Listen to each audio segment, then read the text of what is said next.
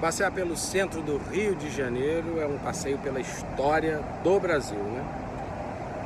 Durante 2 séculos, o Rio de Janeiro foi a capital da colônia, foi a capital do Império e também a capital da República. E aqui, passeando no centro, a gente evoca tantas memórias, tantas histórias. Aqui eu estou na frente do Palácio Tiradentes. Do lado aqui a gente tem a Igreja de São José. E nesse outro lado, o Paço Imperial. Momentos importantes da nossa história política aconteceram ali.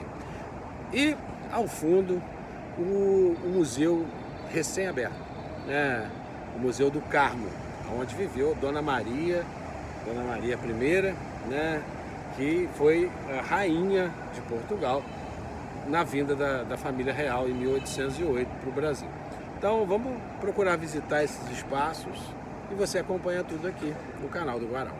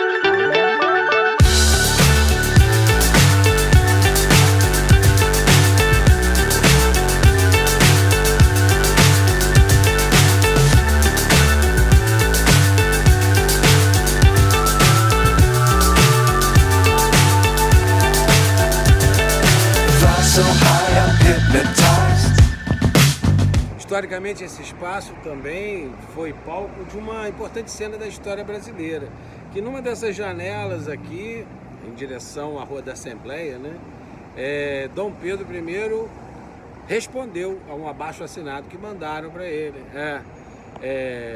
No dia 9 de janeiro de 1822, ele respondeu ao Dia do Fico, né, ficou conhecido como Dia do Fico, porque ele disse, respondendo ao abaixo-assinado, que fosse vontade do povo, né, diga ao povo que fico, né, se for para a vontade de todos, a maioria geral da nação. Então ali já começava a se pensar na independência. E aliás, o 9 de janeiro poderia ter sido data dessa independência, mas dar moral ao povo, a independência por vontade popular, esse projeto não foi muito à frente, não.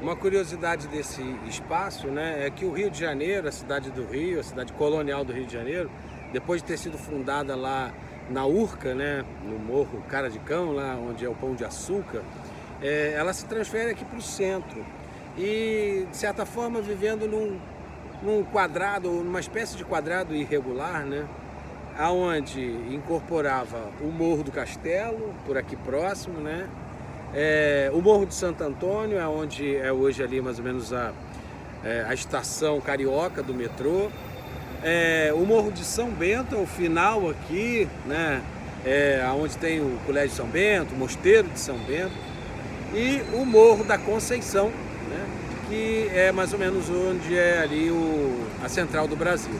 Então o Rio de Janeiro se desenvolveu nesse espaço, nesse quadrilátero irregular, e aqui acontecia tudo na vida do Rio de Janeiro.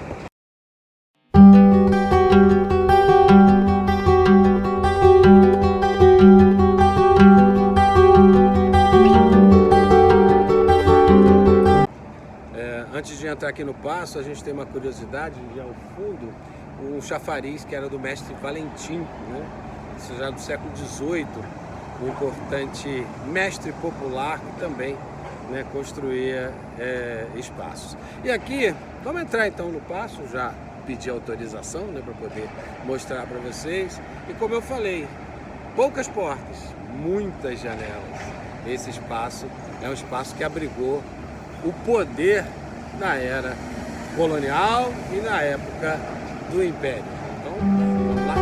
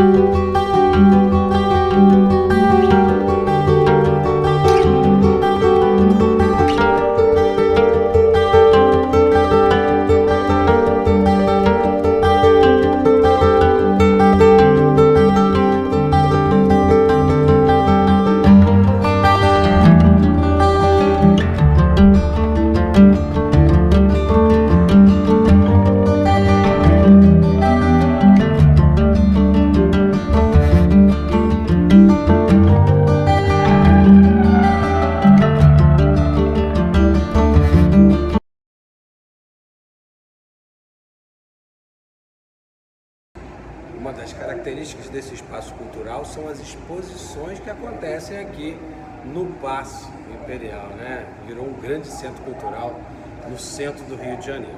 Então, vamos dar uma olhada, né, nas exposições que estão acontecendo aqui, como essa, por exemplo, do Prêmio Pipa 2023.